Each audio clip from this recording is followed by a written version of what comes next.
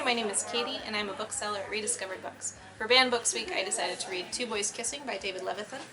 This book is based on a true story of two boys that tried to break the Guinness World Record for the longest kiss. It was going to be banned from a Virginia high school when a parent found it in the library and found that it was overtly sexual. But this is really a very profound book, and in fact the entire thing is narrated by the generation of dead victims from the AIDS epidemic during the 80s.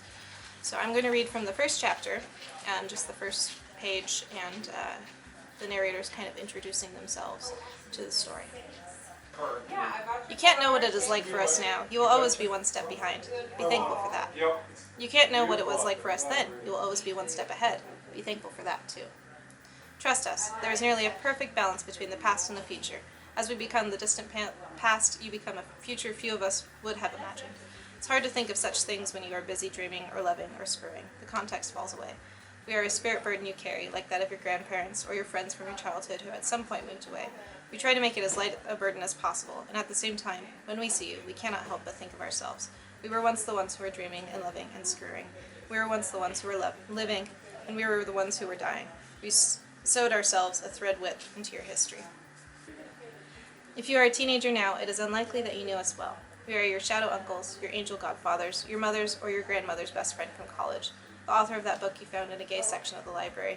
We are characters in a Tony Kushner play, or names on a quilt that rarely get taken out anymore. We are the ghosts of the remaining old generation. You know some of our songs. We do not want to haunt you too somberly. We don't want our legacy to be gravitas. You wouldn't want to live your life like that, and you won't want to be remembered like that either. Your mistake would be to find our commonality in our dying. The living part mattered more. It was an exquisite irony. Just when we stopped wanting to kill ourselves, we started to die. But when we were feeling strength, it was taken from us. This should not happen to you. Adults can talk all they want about youth feeling invincible. Surely some of us had that bravado. But there was also the darker inner voice telling us we were doomed. And then we were doomed. And then we weren't. You should never feel doomed.